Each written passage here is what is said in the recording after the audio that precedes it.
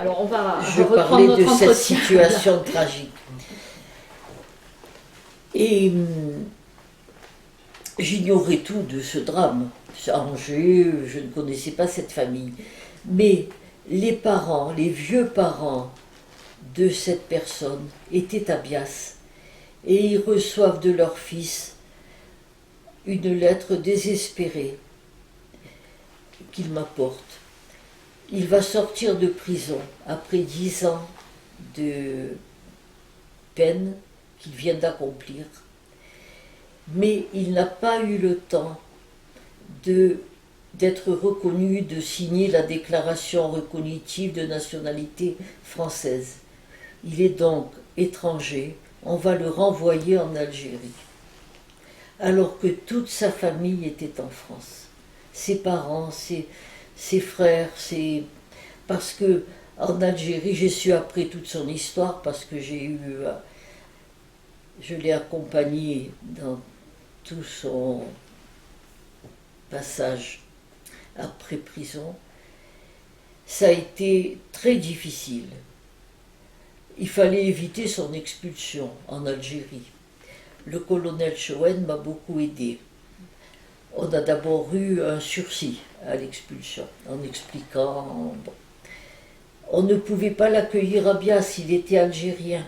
Et c'était un coup près. Il fallait être français pour être admis à Bias. Même dans cette condition, impossible.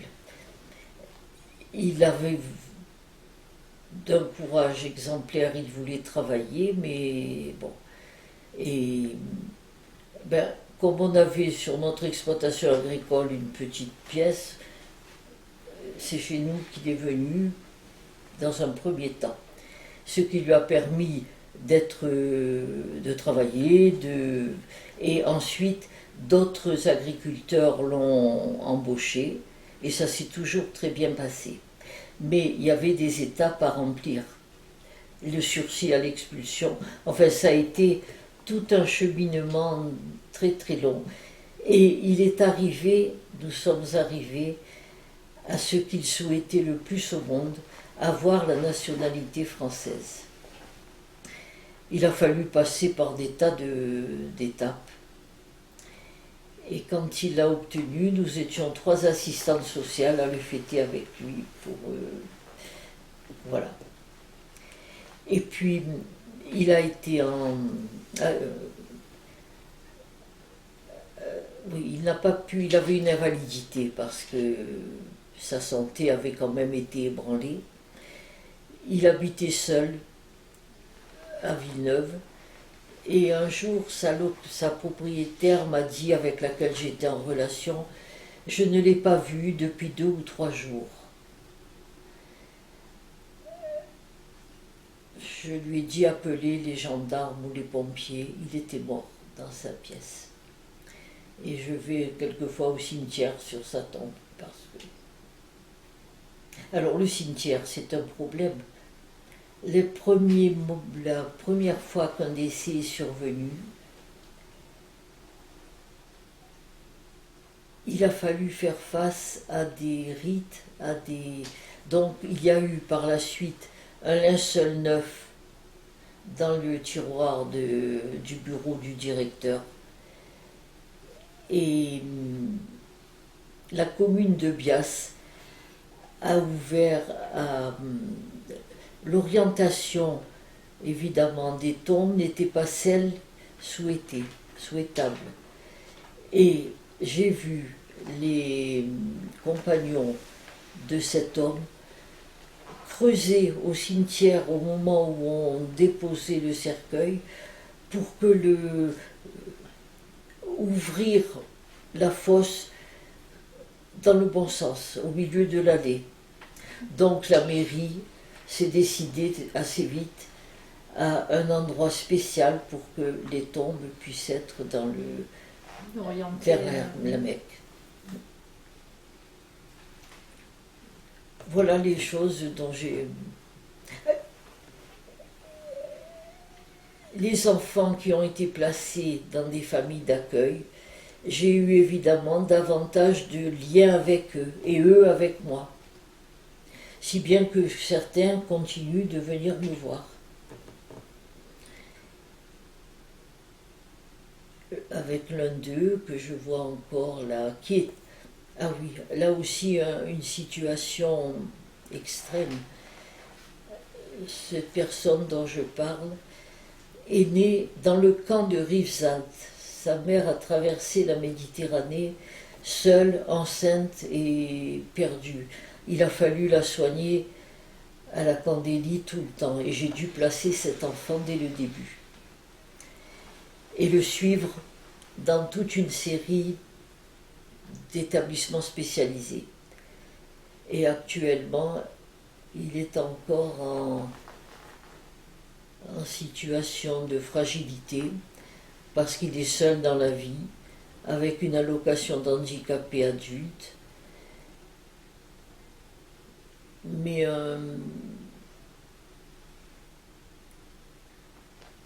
une vitalité. Il arrive à travailler à Bordeaux 20 heures par semaine à Ikea. Il conduit sa voiture, il a un ordinateur et il vient quelquefois sur la tombe de sa mère où nous allons ensemble au cimetière de Bias. Et 2 jeunes filles, non, elles sont maintenant, elles ont 60 ans, mais enfin à l'époque, oui, parce que je revois encore, voilà. La maman aussi était seule et malade.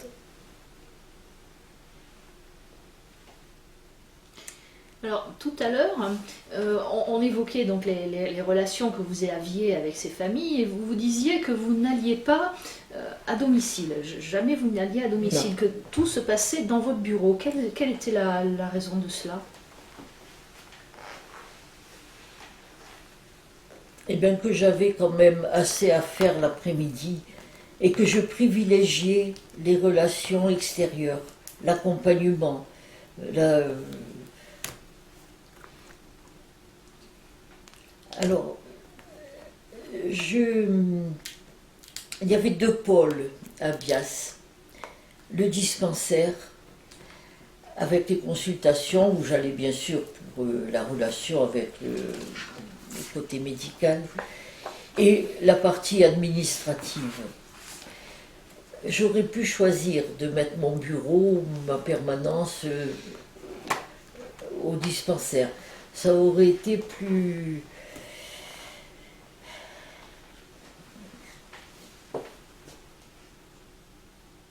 Comment dire, plus confortable pour moi par rapport après avec les réactions que j'ai eues du côté de certains. Étant du côté administratif, il y a eu toute cette réaction contre l'autorité, contre la révolte, et puis aussi le fait que j'intervenais pour les placements pour les jeunes. Donc il y a eu toute une... Le directeur et l'assistante sociale, pour certains,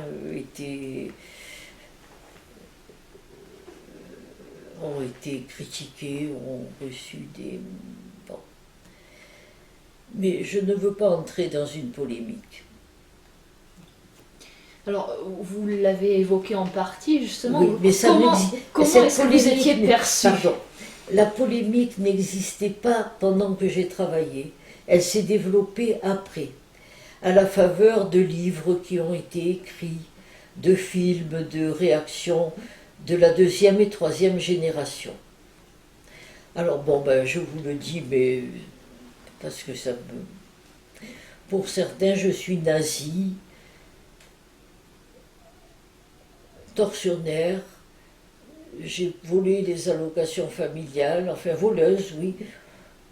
Bon.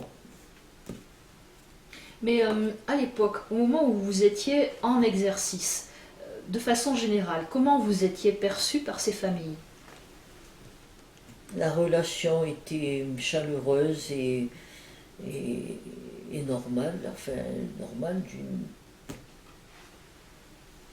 Et même maintenant, quand je rencontre les unes, alors non, pas tout le monde, puisqu'il y a cette réaction d'hostilité qui s'est manifestée chez certains, mais chez d'autres, c'est l'émotion. Ma mère vient me voir, qu'on me dit, mais Saouda, Zora, c'est autre chose.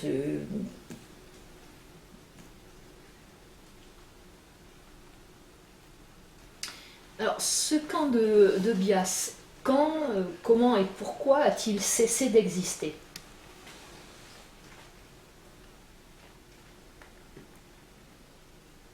Alors, vers 63-75, la première génération, la génération jeune, les adolescents,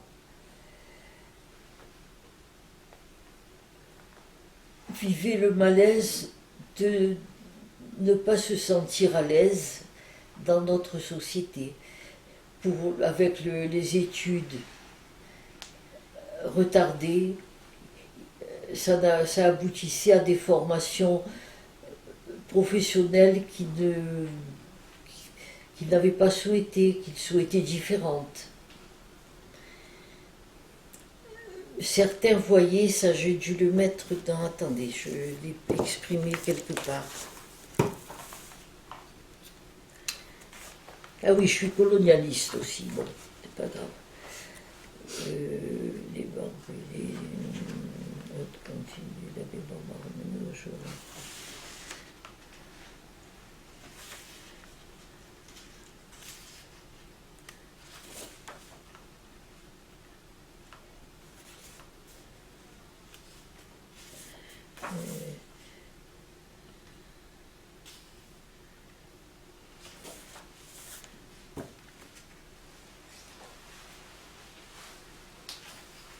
Là, vous êtes en train de feuilleter une sorte de rapport que vous avez écrit. Ben, j'ai des insomnies, vos mémoires. Quand je lis le livre de Dalila Kershouch ou des choses qui me blessent, dans la nuit, il faut que je me lève et que j'écrive ce que j'ai. Par exemple, même. Ah oui, il y a eu des pavés. Bon, mais je ne veux pas entrer en polémique. D'accord, alors si vous le voulez bien, on va revenir à ma question qui était alors, donc si peut-être quand même quelque chose parce que. Quand elle n'existe plus. Vous voyez, là, j'ai été prise à partie nominativement à plusieurs reprises dans un master, hein, et d'une manière que j'estime injurieuse et injustifiée. Aude Lanoiselé, bon, a pris pour argent comptant tous les tirs de Dalila Kershouch. Ah oui, alors on m'accuse évidemment de choses, mais c'est pas pour me défendre, c'est pour le dire, d'avoir fait obliger les parents à donner des noms français aux naissances de leurs enfants. Ben, ça a pu se faire une fois ou l'autre dans tel ou tel chantier forestier, ou par le conseil de telle ou telle personne, mais moi je ne l'ai jamais fait, parce que je respecte trop la liberté des personnes. Et voilà, et quand, bon, c'est pas grave. Pourquoi cette personne? Il est certain qu'on aurait pu faire plus et mieux. Ah oui, il est certain qu'on aurait pu faire plus et mieux, mais ce n'était pas aisé de trouver les meilleures solutions, car au sein même de la population harkie, l'unanimité était loin d'exister. Ça, c'est une réalité, parce que dans ce camp de Bias, se sont retrouvés, groupés, des personnes très différentes finalement, de Kabylie, des Aurès, d'autres régions, différentes aussi par leur formation, certains plus ou moins ayant vécu des situations de plus grande pauvreté, ou au contraire un rôle de leader, dans leur de responsabilité. Et il y avait donc des querelles de quartier, comme dans un quartier où tout le monde... Par exemple, la jeune femme qui s'occupait, à qui on avait confié de s'occuper des nouveau-nés pendant que les mamans allaient travailler, elle est sur une des photos, était kabyle. Eh bien, j'ai entendu une réflexion un jour ou l'autre d'une autre dame. Ah non, je ne mets pas mes enfants auprès de Malika parce qu'elle est kabyle. Voilà, des petits. Il y avait des différents quartiers. Bon, ça arrive. Il y a même eu un mort. 2 hommes jeunes se sont querellés. Une personne âgée, sage, d'une famille qui vivait à Bias, s'est approchée d'eux pour les calmer, pour leur dire de... L'un des deux était armé, et c'est M. Zakour qui est mort. Ça est exceptionnel, il y a eu... Je ne crois pas qu'il y ait eu beaucoup d'autres drames de ce genre, mais celui-là a existé.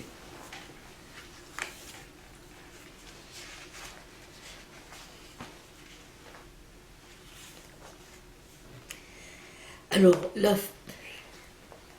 donc en 1975, un agitateur de l'extérieur est arrivé à Bias, Laradji.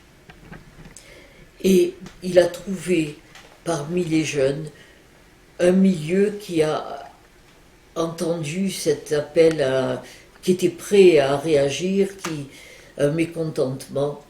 Et ces jeunes ont mené une certaine révolte, qui aurait pu aller très loin parce qu'ils ont pris en otage un jeune Algérien.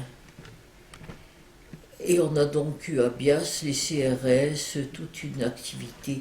Et c'est M. Feuillolet qui a réussi, parce qu'il avait pris ses contacts, à faire libérer l'otage sans qu'il y ait de drame plus grave. Et à partir de là, les autorités ont décidé de fermer fermer le camp. En privilégiant toutes les formules de départ. Mais certains n'ont pas voulu quitter Bias. Alors, dans tel ou tel livre, on dit l'enfer. Est-ce qu'on refuse de quitter un enfer? Et certains ont voulu rester. Bon, et c'est dommage, parce que pour les enfants qui étaient là encore, rester dans ce ghetto, et alors pour eux, ils ont été soutenus. C'est là où je disais qu'il y avait 2 pôles. Par le médecin, le docteur Jam a continué jusqu'en l'an 2000 de rester sur place avec ceux du ghetto. Enfin, c'est ce que j'appelle moi le ghetto. À partir de là, à partir de 1975, je n'ai plus mis les pieds à Bias, je n'ai plus voulu rien savoir de ce qui se passait à Bias même, parce que je trouvais dommage que ces familles soient restées. Par contre, il y aurait eu le problème qui n'a pas été résolu finalement, des célibataires. Pour eux, on s'était rendu compte que en maison de retraite, c'était pas leur place. Mais quelle solution?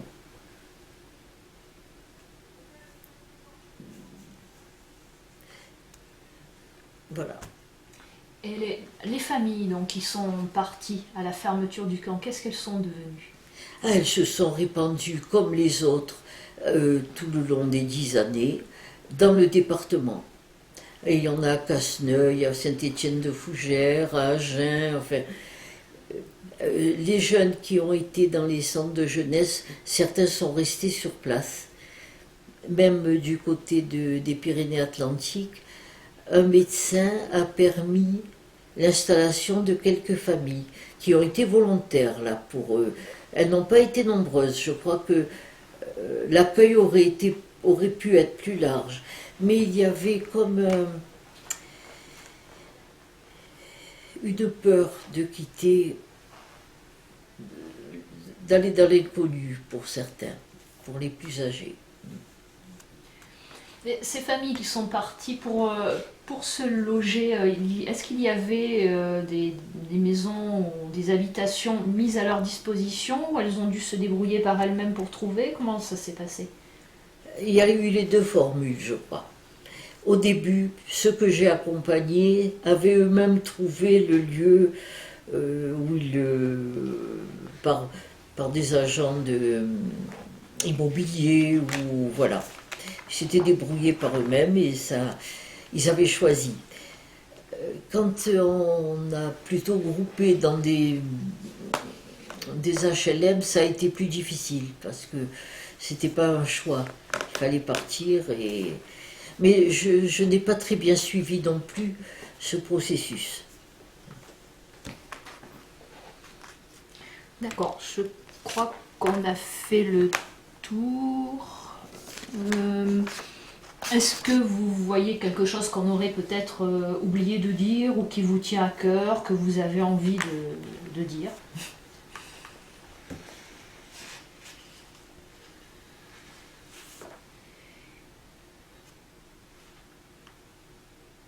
Oui, attendez, je l'ai retrouvé pour la grande majorité. Peut-être que c'est là. Ah oui, là je réponds à... C'est une lettre que j'ai envoyée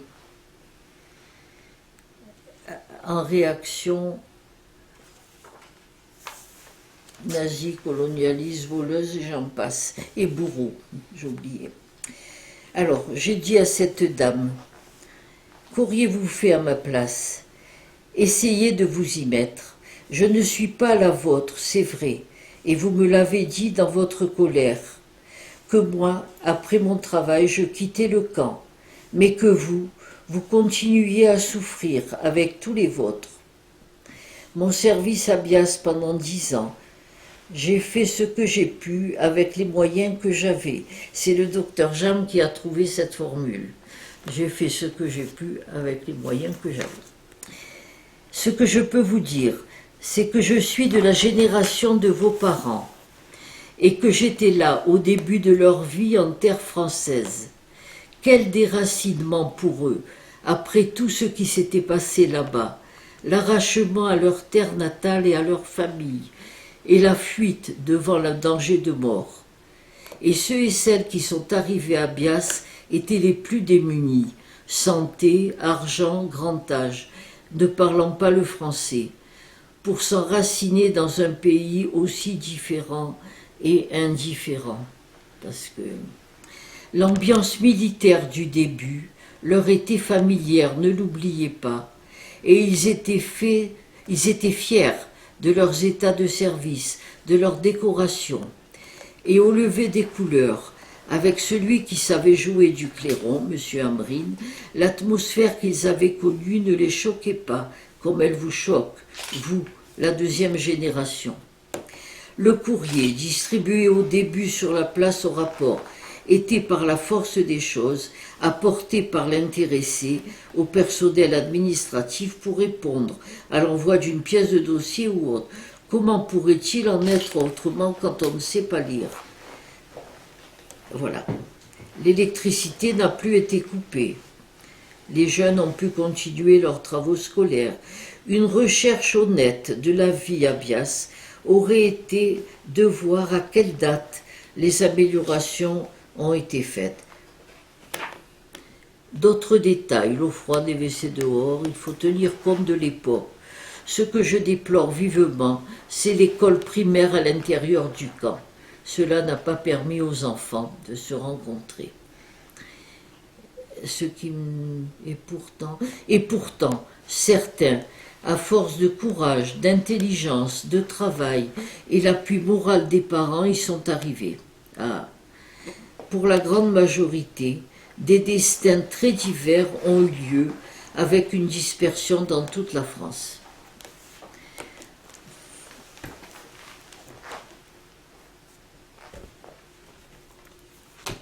Autre chose à rajouter?